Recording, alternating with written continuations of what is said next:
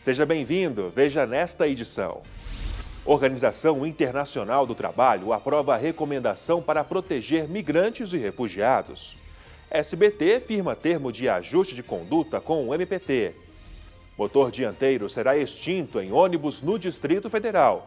Medida tem o objetivo de melhorar a saúde dos rodoviários. Baiana de Acarajé será profissão reconhecida. O Trabalho Legal é o programa do Ministério Público do Trabalho em parceria com a Associação Nacional dos Procuradores do Trabalho. Uma recomendação que visa proteger migrantes e refugiados foi aprovada pela OIT. Essa recomendação, aliás, substitui outra de 1944. Entenda o que muda na reportagem. A recomendação que sugere aos países membros, incluindo o Brasil, foi aprovada na sede da OIT em Genebra. A recomendação número 205 foi chamada de Emprego, Trabalho Decente e Resiliência e determina proteção a trabalhadores que deixaram seus países em casos de crises, conflitos ou desastres naturais. O texto substitui um documento de 1944 que tratava apenas de casos de guerra, o que pode ajudar a Ana, que veio com a família do Afeganistão para o Brasil, após o pai morrer lutando contra o Talibã. In Afghanistan, there is very much bombs.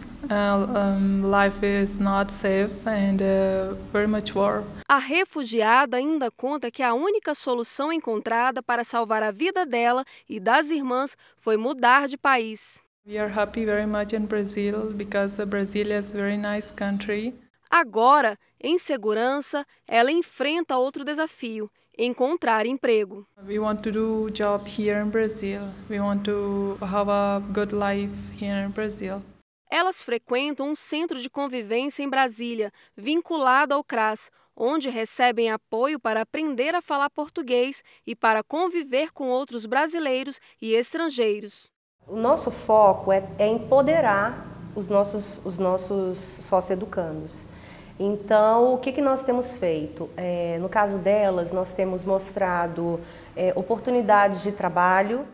Procurador do Trabalho, Erlan, explica que a decisão é fundamental para a dignidade desses trabalhadores. Ela tem por objetivo fazer com que os Estados-membros entendam que o emprego e o trabalho decente são fundamentais para a reconstrução de uma sociedade maculada pelos conflitos e pelas crises, sejam conflitos armados, conflitos políticos. A recomendação contribuirá para combater o trabalho escravo entre estrangeiros. Também se busca afastar com essa recomendação toda e qualquer existência de trabalho escravo, trabalho forçado, trabalho infantil, tráfico de pessoas, de seres humanos, de mulheres e de crianças para qualquer finalidade.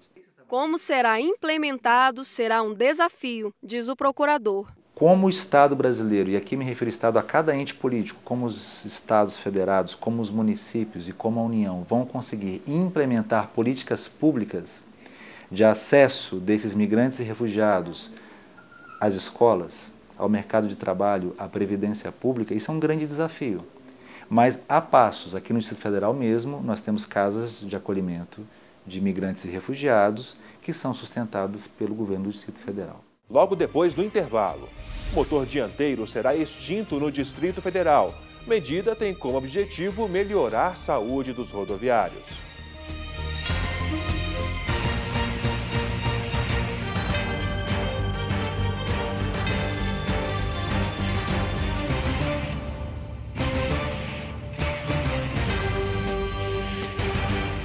Foi regulamentado no Distrito Federal a lei que proíbe a circulação de ônibus com motor dianteiro. A medida é um avanço na melhoria das condições de saúde dos rodoviários.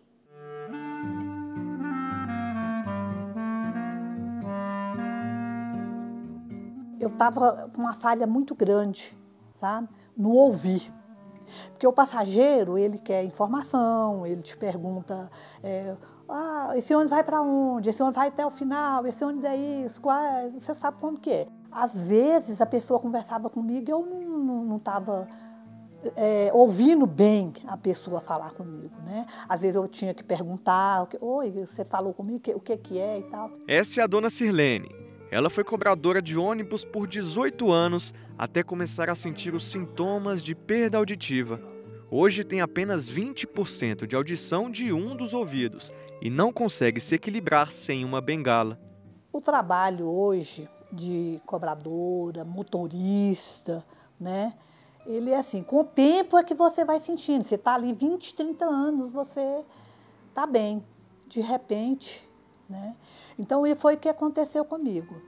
Em 2007, eu senti um chiado. Mas só que a gente não dá importância àquilo, né? E vai passando o tempo, vai passando, vai piorando. Infelizmente, a dona Sirlene não é a única que sofre ou já sofreu com os altos ruídos dos motores de transporte coletivo. Segundo o levantamento do Ministério Público do Trabalho, quase metade dos rodoviários no Brasil são vítimas de perda auditiva ocupacional. A grande causa desse malefício é o ruído do motor, localizado próximo ao cobrador e o motorista. São 6 horas, né? E é muito barulho, perturba muito a atenção, no geral, né? Eu percebo, assim, não um zumbido, mas às vezes quando eu vou para casa de parentes, aí todo mundo fala, nossa, você está falando alto. Mas não é, porque a gente é acostumado a falar alto dentro do ônibus por causa do barulho do motor. Assim, a gente não chegou ainda a fazer os exames para ver se está com algum tipo de problema e tudo, mas a família da gente percebe que a gente fala bem mais alto, né? E eu, assim, a gente não fez uns exames ainda para saber se está com algum problema, mas o barulho é bem forte mesmo. Às vezes senta aquele piadinho, sabe? Pip, direto assim, que é muito barulho às vezes aí. Toda a categoria de rodoviários luta há anos para melhores condições de trabalho junto aos empresários e governantes.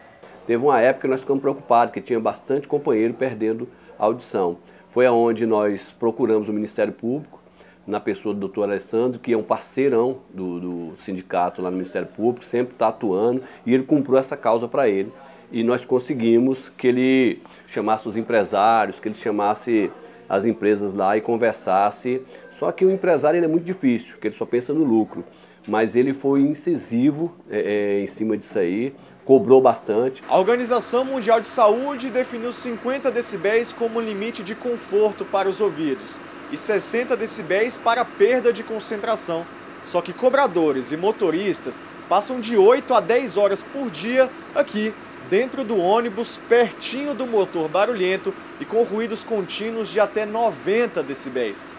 Existe uma norma regulamentar do Ministério do Trabalho que associa o nível de exposição sonora a ruído com a duração máxima da jornada de trabalho.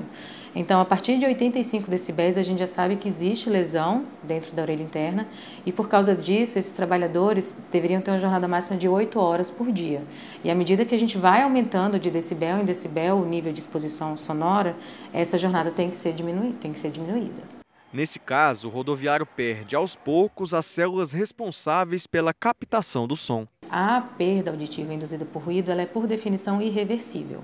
Tá? Então, não tem como você reverter essa perda. Por quê? Porque ela é causada através de células lá da orelha interna que nós perdemos e são células que não se regeneram. Então, ela é irreversível.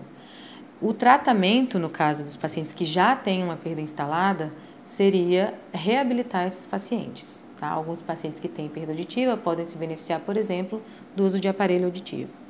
Mas, na verdade, nesses casos, o mais importante é prevenir a progressão. Além de questões de saúde, o motor dianteiro também traz um prejuízo para os cofres públicos e privados.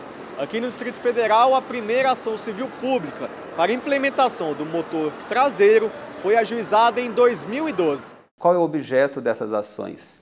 É justamente evitar que num raio de 10 a 20 anos nós temos uma leva de trabalhadores que entram no mercado de trabalho novos e trabalham no transporte rodoviário, eles vinham a se tornar pessoas sem audição. Então, o grande objetivo dessas ações foi justamente melhorar a qualidade de vida e impedir que esses trabalhadores venham a tornar-se pessoas com alguma deficiência adquirida pelas más condições de trabalho. E felizmente esse cenário vai mudar. Após grande esforço do Ministério Público do Trabalho e de toda a categoria, o governador do Distrito Federal sancionou a lei que proíbe o motor dianteiro em transportes coletivos. Nós temos que entender que o ônibus é o ambiente de trabalho dos rodoviários, motoristas e cobradores. Então, se você imaginar que nos ônibus de transporte interestadual, que todos viajam há muito tempo, o motor é traseiro e não há reclamação de ruído, Por que não trazer essa tecnologia que existe fartamente no Brasil, trazer para as nossas cidades? E gradualmente, a cada ano, quando as empresas forem efetuar a troca ou manutenção desses ônibus, elas já vão substituindo por esses ônibus agora com motor traseiro. A Lei 5.590, de 2015, prevê que 70% da frota autorizada a operar no Distrito Federal deve ser renovada com motor traseiro ou central até o fim de 2018 e que esse percentual deve atingir 85% até o fim de 2021. A vistoria técnica das mudanças será realizada pela Secretaria de Mobilidade do Distrito Federal, que poderá multar as empresas em caso de descumprimento. A medida prevê a significativa redução do adoecimento de rodoviários pelo excesso de ruído, vibração e aquecimento dos motores. No caso dos motoristas, por exemplo, tem a questão da vibração também.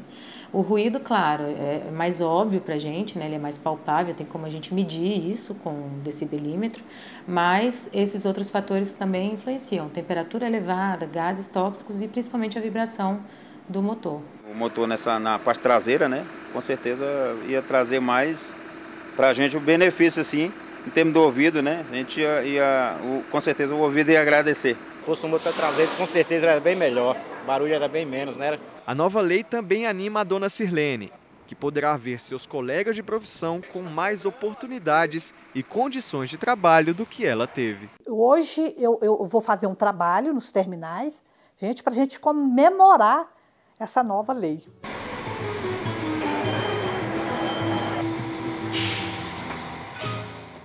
Após veicular campanha considerada enganosa sobre as reformas da Previdência e Trabalhista, o SBT firmou o termo de ajustamento de conduta com o MPT. O Sistema Brasileiro de Televisão vinculou no mês de abril chamadas sobre as reformas trabalhista e previdenciária. Você sabe que alguns estados brasileiros estão sem dinheiro para pagar as suas contas? Você quer que aconteça o mesmo com o Brasil?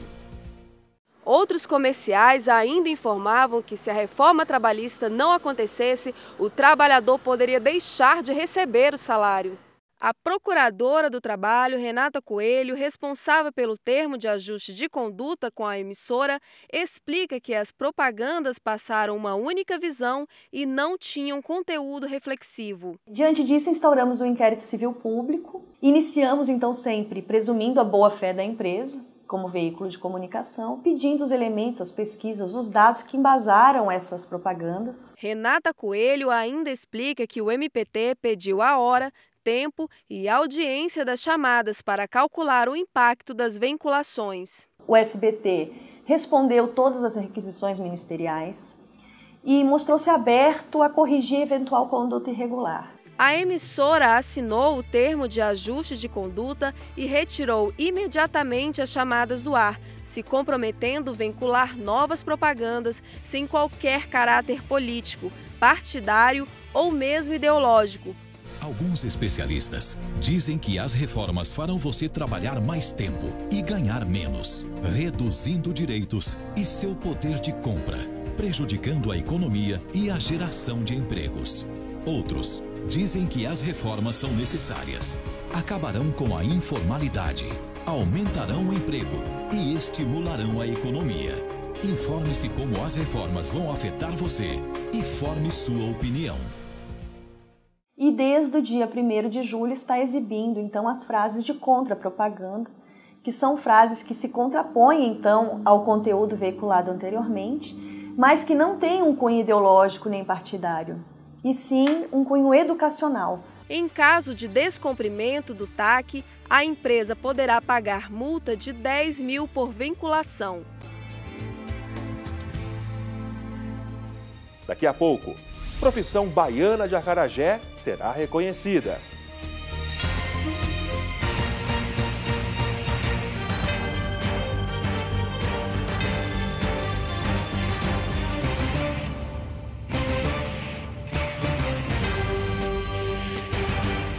E você aí, já comeu acarajé? Se não, tem que experimentar. Mas o nosso assunto agora não é o quitute, mas sim a profissional responsável por prepará-lo. É que a profissão de baiana de acarajé será reconhecida e estará na Classificação Brasileira de Ocupações. É quase impossível pensar em culinária baiana sem lembrar do acarajé, bolinho feito de massa de feijão e frito em azeite de dendê. Esmeralda conta que a iguaria, trazida pelos escravos africanos, já é uma tradição na família dela. Hereditário, né? Isso aí veio com minha bisavó, que passou para minha avó e que passou para minha mãe. Hoje eu tenho 64 anos, mas eu mexo com esse trabalho desde criança. Hoje eu estou fazendo o 7º semestre de Direito e compro meus livros através desse trabalho. Trabalhadoras como a Esmeralda, que vivem do quitute, podem comemorar. É que a ocupação de quituteira, que inclui a baiana de acarajé, passará a fazer parte da Classificação Brasileira de Ocupações, a CBO do Ministério do Trabalho.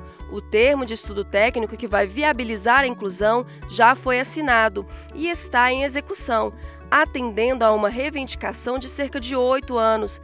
Desde 2005, a profissão é apenas reconhecida como patrimônio cultural e imaterial do Brasil pelo IPHAN. Com o enquadramento dessas profissionais como profissional liberal, microempreendedor individual, elas passam a usufruir de vários direitos trabalhistas, direitos previdenciários, inclusive fiscais. Não há dados oficiais de quantas baianas de acarajé existem em todo o país, mas só em Salvador são mais de 3.500, segundo a prefeitura da cidade. Esmeralda ainda revela que a inclusão na CBO representa uma grande conquista. É reconhecida e respeitada, né? É mais uma profissão digna, né? Uma profissão de respeito, né? Uma profissão séria. Reconhecimento que também vem das ruas. Muito bom. Eu acho que todo cidadão deve ter os seus direitos. Para eles é uma conquista muito grande que já deveria ter sido feita há muito tempo. Foi ótimo, né? Eles estavam precisando mesmo, né? E é válido, qualquer profissão deveria ser reconhecida.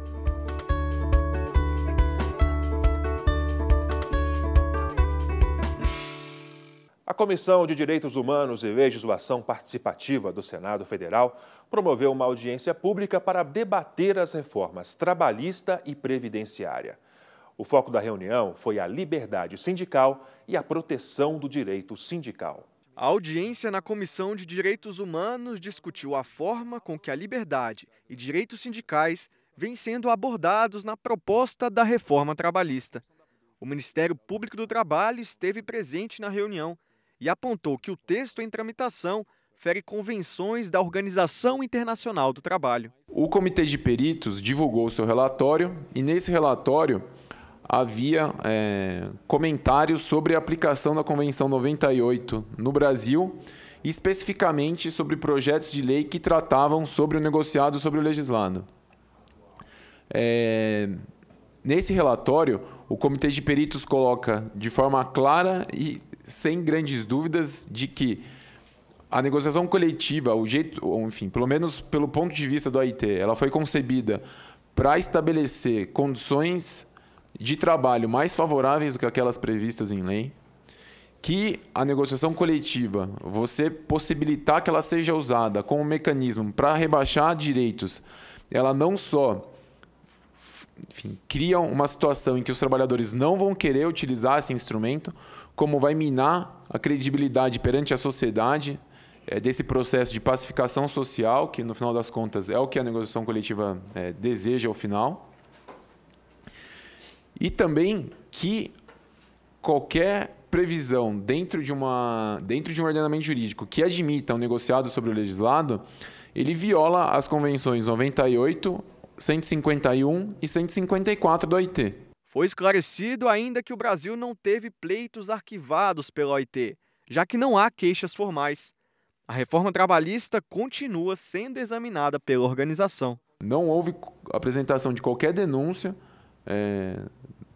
na OIT tratando da reforma trabalhista que permita-se fazer essa afirmação de que a OIT recebeu uma denúncia, arquivou e que, portanto, a reforma trabalhista estaria de acordo com as convenções da OIT. Justamente o contrário que o Comitê de Peritos vem dizendo. Não é por outra razão. Me permite só para ajudar nesse comentário, porque esse debate nós tivemos também na última reunião da Comissão de Assuntos Sociais, E nós recebemos um documento da OIT dizendo exatamente o que você está dizendo. Que em nenhum momento a OIT convalidou essa reforma. Pelo contrário, primeiro que a reforma não existe, existe uma proposta de reforma. E eles reafirmam lá embaixo que, no documento dado por escrito a nós, eu pedi que constasse nos anais da Comissão de Assuntos Sociais e vinculei, inclusive, ao meu relatório, onde ele termina de forma muito clara que chegou lá alguma provocação, mas não uma denúncia, eles mandaram averiguar. E que ele diz, até o momento, toda e qualquer ação que vier diminuir a força da lei em favorável de uma dita livre negociação que venha precarizar direito, a OIT é contra. Esse é um princípio da OIT. O Procurador-Geral do Trabalho, Ronaldo Fleury, que esteve na última Convenção Internacional do Trabalho, em Genebra, na Suíça, disse que está apresentando as apreciações do encontro aos governantes brasileiros. A OIT já comunicou ao governo brasileiro, nós encaminhamos aos senadores e estamos em contato com os senadores mostrando esse problema, que é um problema de inconstitucionalidade, pelo descumprimento de uma norma coletiva, uma norma internacional ratificada pelo Brasil. Caso o texto da reforma seja aprovado como está, pontos polêmicos como o negociado prevalecer sobre o legislado prejudicarão a relação do trabalhador com o patrão. Fragiliza os sindicatos. Eu sei que tem centrais que vão falar sobre isso, eu vou evitar falar muito. E aí a convenção coletiva, acordo coletivo, que na proposta de reforma diz que se o acordo coletivo tiver cláusulas conflitantes com a convenção, o acordo vale. Para quem não está entendendo, o acordo é feito entre o sindicato e o patrão, e a convenção são mais de um sindicato. A norma mais frágil, que é o acordo em relação à convenção, passa a valer mais do que a norma mais forte. Interessa ao trabalhador? Deve interessar alguém, mas eu não acredito que nenhum trabalhador vai ficar feliz em saber que a norma mais frágil tem precedência. Antes de encerrar, lembro que sugestões de reportagem podem ser enviadas para trabalholegal.pautas@gmail.com. Agora, mais informações sobre o Ministério Público do Trabalho você encontra no portal www.mpt.mp.br e também em nossas redes sociais. Obrigado pela companhia e até a próxima edição.